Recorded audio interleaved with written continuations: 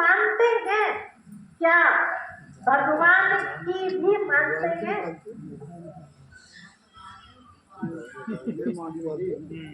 ठीक है, नहीं मानते। भगवान को तो मानते, भगवान की कितनी मानते, ये हमें अपने आप को चेक करना होगा। अब पता कैसे चलेगा कितना मानते हैं भगवान की बात को? तो कुछ जानकारियां तो आपको मिल गई हैं। अब आगे की जो क्लासेस चलेगी वो पिता हम सब के लिए एक पत्र लिखता है, क्योंकि पिता एक है और बच्चे अनेक हैं, और वो सारी शिक्षाएं सब तक पहुंचानी है। तो क्या करना पड़ेगा? उसको लिखत के रूप में लेना पड़ेगा ना। उसको मुरली कहते हैं। तो वो मुरली जब आप सुनेंगे तो उसके अंदर हमें क्या करना है दिन भर, सारे डायरेक्शन उसके अंदर मिलते हैं। अब उसको हम कितना पालन करते हैं ये हमारे अपने ऊपर है। आपको कुछ भी सोचने की जरूरत ही नहीं, सब चीज उसमें बता दी जाएगी। बच्चे ऐसे ही करना, रोज आपको नई नई बातें मिलेंगी उसमें, आपको केवल उसको समझनी होगी। ना समझ पाए तो जो यहाँ सुना रहे होंगे ना बैठ के, आप उससे पूछना कि ये चीज हमें समझ में नहीं आई है, तो आपको वो बार बार समझाएंगे। ठीक है, अब ऐसी भूल मत करना। बच्चा जब छोटा सा स्कूल में जाता है तो पहले प्राइमरी में जाता है, और प्राइमरी की जो मैम होती है या सर होते हैं, छोटे बच्चे को कितना प्यार करते हैं? बहुत करते हैं। क्यों करते हैं? जिससे बच्चे के कदम रोज बढ़े, और पहले से गड्ढा उठा ले मैम तो बच्चा आएगा स्कूल में? नहीं आएगा ना। ये पहले से इतना टाइट उसको कर दे होमवर्क के लिए कि ये लिखे नहीं लाए, उस पर डांट पड़े, तो आएगा बच्चा? 10 दिन तक भी बार बार उसको वही काम देते रहेंगे, प्यार से उससे बात करती रही। अब बच्चा पास हो गया उसको, है ना। नर्सरी की मैडम तो बहुत प्यार करती है, बहुत, हाँ, माँ का रूप लेना पड़ता है ना। इतना प्यार से समझाते, बच्चा आ गया उससे आगे वाली क्लास। ठीक है, अब आगे वाली टीचर उतना ही प्यार करेगी क्या? उसको कम हो जाएगा, क्योंकि बच्चा थोड़ा सा कैसा हो गया, समझदार, बड़ा हो गया। फिर उससे अगली क्लास में बच्चा जाता तो वहां का टीचर थोड़ा सा और टाइट होगा। जैसे जैसे हमारी क्लास बढ़ती जाती है वैसे टीचर का रूप कैसा होता जाता है हमारे लिए? टाइट वाला रूप होता जाता है। तो आपकी जो क्लास चल रही थी ये अब तक, ये कैसे थे? ये प्राइमरी वाली क्लास थी, नर्सरी वाली। ठीक है, तो नर्सरी क्लास में आप कितना भी भूल जाओ तो मैथ पे कोई फर्क नहीं पड़ेगा। इसलिए डंडा नहीं रखा। 10 बार पूछो, 20 बार पूछो। दीदी, इसलिए डंडा छोड़ दिया। क्या कर दिया? आज डंडे की जरूरत नहीं पड़ी, बच्चे बड़े हो गए ना। ठीक है, तब तक कल तक भी आपके पास टाइम है, खूब पूछो जो भी पूछना है। ठीक है, हम अपनी तरफ से और भी जो समझा सकते हैं मुरली सेट से वो समझाएंगे। ठीक है, लेकिन जब मुरली का नंबर आ जाएगा तो आपकी क्लास दूसरी हो जाएगी। ठीक है, नहीं बाकी चीज रह जाएगी जो मैंने कराना चाह रहा। समझ में आई बात? तो जब आप उस क्लास में पहुंचेंगे बहुत सारी बातें ऐसी होंगी कि समझ में नहीं आएंगी। आप बार बार पूछेंगे तो कहेंगे अरे माता जी आपको इतना भी याद नहीं रहता, हो सके डांट भी पड़ जाए, ध्यान रखना। ठीक है, तो आप हमें याद नहीं करेंगे। क्यों याद नहीं करेंगे? क्यों याद नहीं करेंगे? क्योंकि हम तो आपकी बुद्धि में डाल नहीं सकते हैं। डालेगा कौन? शिव बाबा डालेगा। तो याद किसको करना है? शिव बाबा को याद करना। शिव बाबा मुझे बात में याद करवा दो, है ना। जो भी पॉइंट आपको याद है, हमारी माता ऐसे करती है, कुछ समझ में नहीं नहीं आता बार बार, तो फिर बाबा से हेल्प, बाबा हेल्प करते हैं, शिव बाबा से हेल्प लेंगे, ठीक है। बीच बीच में हम आपके पास आएंगे, ऐसे नहीं छोड़ेंगे। आते जब भी आप हमें याद करोगे हम आपके पास पहुंच जाएंगे, ठीक है। लेकिन रोज रोज नहीं पहुंच पाएंगे, तो आप वो क्लास करते रहिए।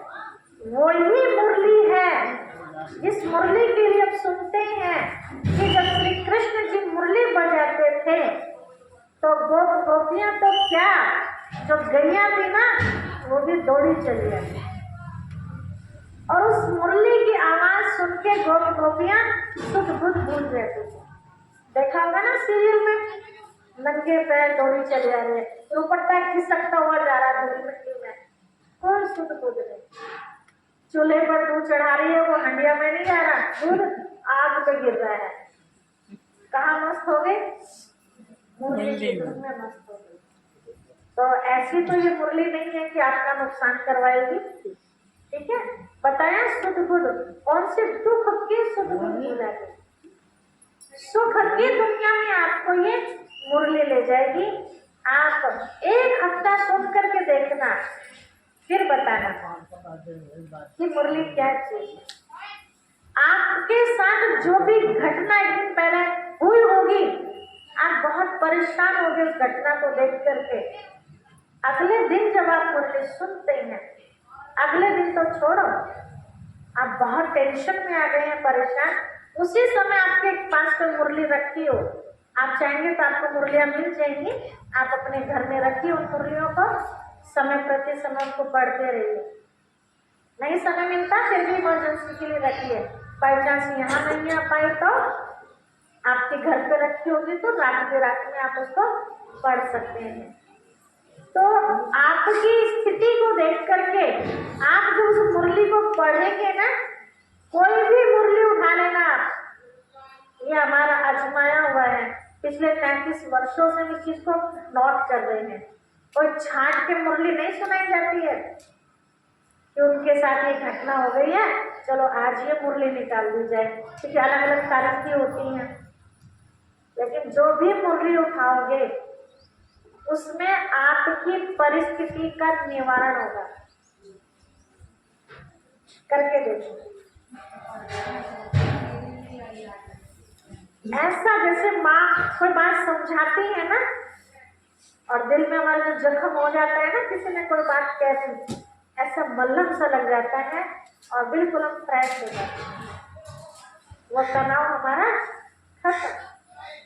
इतनी पावर मिलती है उस मुरली को सुनने, है ना। जैसे पेट में भूख लग रही हो बहुत तेजी से, तो उस समय कुछ अच्छा लगता है? कोई बात करने वाला भी आ गया तो वो भी नहीं अच्छा लगता है ना। कोई काम में बस सबसे पहले क्या चाहिए? खाना चाहिए, फिर कुछ करने की हिम्मत आती है। ऐसी मुरली भी हमारे लिए क्या है? भोजन, ठीक है। और भोजन भी वैरायटी भोजन है, एक ही तरह का भोजन नहीं है, वैरायटी भोजन। एक ही बात, एक ही रोटी, गेहूं की रोटी रोज आप आलू से खाते रहो तो बोर हो जाएंगे ना। तो वैरायटी सब्जी चाहिए ना, कभी आलू टमाटर, कभी आलू मटर, कभी दाल, कभी वगैरह वगैरह। ऐसे शिव बाबा भी हमें समझाने के लिए अलग अलग तरीके अपनाते हैं, अलग अलग, जिससे कि हमें सारी बातें समझ में भी आए और उसका आनंद भी हम सब ले सके। तो वो काट की मुरली की बात नहीं थी, वो ज्ञान की मुरली की बात, ठीक है। उसका कोई टाइम फिक्स नहीं है इतने बजे, लेकिन सवेरे सुनेंगे तो बहुत अच्छा रहेगा। सवेरे हमें डायरेक्शन मिल गया, बच्चे ये करना है, तभी तो हम कर पाएंगे। और रात को सोते समय पढ़ेंगे तो वो काम करेंगे जो बाबा ने बताया, सोएंगे, सो के तो खत्म हो जाएगा सारा। आँख खुली पता नहीं रात को हमें बाबा की कौन सी बातें पढ़े थे। इसीलिए चाहे आप 4 लाइन ही पढ़ो, 4 लाइनों में आपको पूरे दिन के लिए डायरेक्शन मिल जाएगा कि मुझे क्या करना है, ठीक है। तो सत्संग करने अर्थात बाबा की मुरली सुनने के ये और बहुत सारे अनेकों फायदे हैं जो आगे आपको सुनने को मिलते रहेंगे। आप में से किसी का कोई प्रश्न? आप जब यहाँ से सुन के जाते हैं तो विचार करते हैं या बस खत्म कहानी? क्या करते हैं?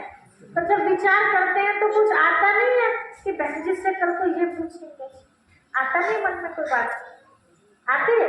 आती है तो पूछो। थोड़ा जल्दी सोचो। हाँ, हम ये पूछना चाह रहे जी, आत्मा एक हो या दो हो? एक ही पूछ रहे हैं। अच्छा, ये पूछ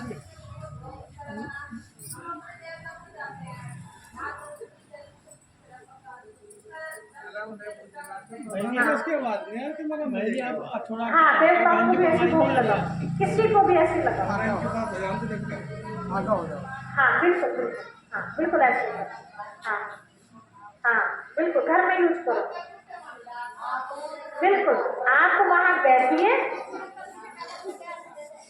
ध्यान लगाइए, जिसको भी आप, जो भी आपके ससुर जी सासुर जी जिनके भी नाम के बना रखे हैं उनको याद कीजिए। अब साथ में किसको याद करो?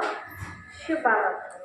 कि शिव बाबा ये मेरे सास ससुर जी लगते थे, है ना, इनकी आत्मा जहाँ भी हो इस समय ये प्रसाद शिव बाबा आप भी स्वीकार कीजिए और इन तक भी पहुँचाए।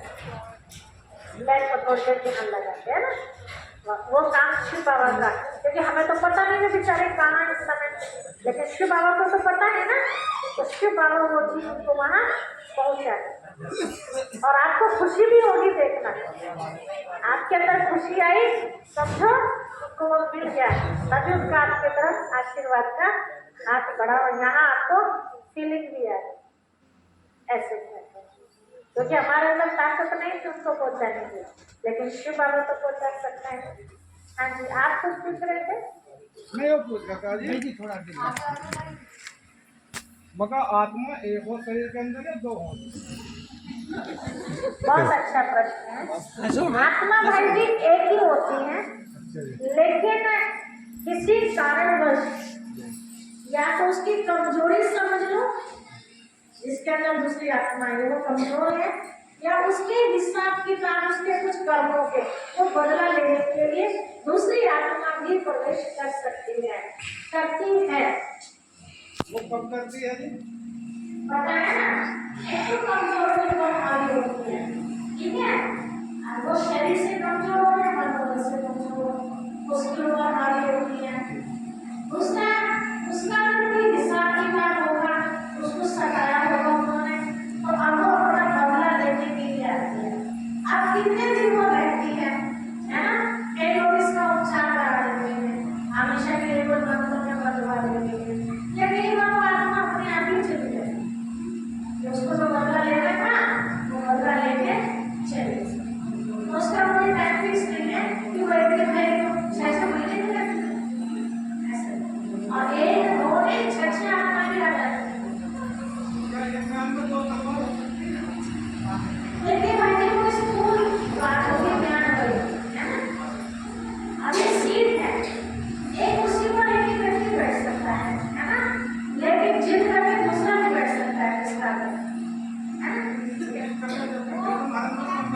हाँ, तो वही बात कर रहे हैं कि कमजोर आत्मा जो होती है ना, उसके ऊपर बाकी जो सीट है ना आत्मा के बैठने की, वो इतनी छोटी नहीं है कि एक ही आत्मा बैठ सके, थोड़ी सी बड़ी है, 6 आत्मा 10 आत्मा भी आगे बैठ सकते। तो आप उनकी देर हो जाती है, वो मंदिर में कहा जाता है सुरक्षा देना। कहाँ जाए? आपने कोई क्लास नहीं की है ना? मैं कभी कर गया। हाँ, इसीलिए आप सबने क्लास की है ना? स्टार्टिंग पढ़ेगा है, शरीर छोड़ने के बाद आत्मा कहाँ जाती है? जीव जंतु में जाती है या मनुष्य बनती है? मैंने बताया। हाँ, आप ये बताओ जो लोग करते हैं ना, इनको संस्कार बोल रहे हो। हाँ जी। उस रमन इसी कहीं ना कुछ नहीं हो। अभी देखो कहीं भी स्वर्ग नहीं है भाई जी। स्वर्ग कहते हैं जहाँ किसी प्रकार का कोई दुखी ना हो। दुनिया में ऐसा कोई स्थान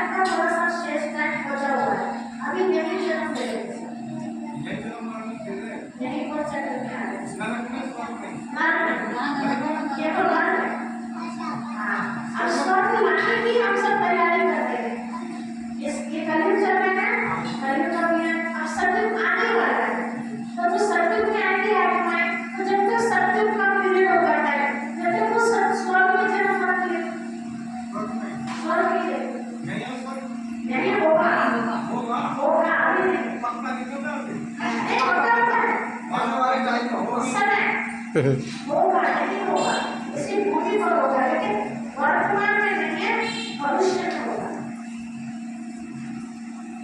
तो लाख को कोई नहीं है, हाँ सीधा हवा कमाना है, खाना आना है। एक बार हो जाएगी, कब जब ये नाटक खत्म हो जाएगा ना, एक बार हम सब ऊपर जरूर जाएंगे अपने घर, इसको बड़ा घाट कहा। लेकिन फिर जब नाटक शुरू होगा तो सारे एक बार स्टेज पर नहीं आते ना, धीरे धीरे जैसे जैसे जिसका माइंड होगा अपने आप को चुनौती वाली स्थिति चलती हो जाएगा। तभी तो पहले जनसंख्या को छोड़ दी, आगे बढ़ती जा रही है ना, बढ़ती जा रही है, तो कहाँ से आ रहा है माइंड, और कहाँ से आ रहा है, तो सारे अपना पर से आ जाएंगे, फिर ये नाटक पूरा हो जाएगा, फिर सब ऊपर चलेंगे, फिर नए तरह से चालू। अभी वहाँ के सदस्य पूरे नहीं हो ना पूरे। कल बताया था परसों कि पहले सृष्टि के पहले 2 तत्व थे, श्री राधे और श्री कृष्ण थे, परसों बताया था। तो वहाँ से स्टार्टिंग होगी सृष्टि की शुरुआत 2 तत्व से, धीरे धीरे धीरे धीरे बढ़ते चलेंगे।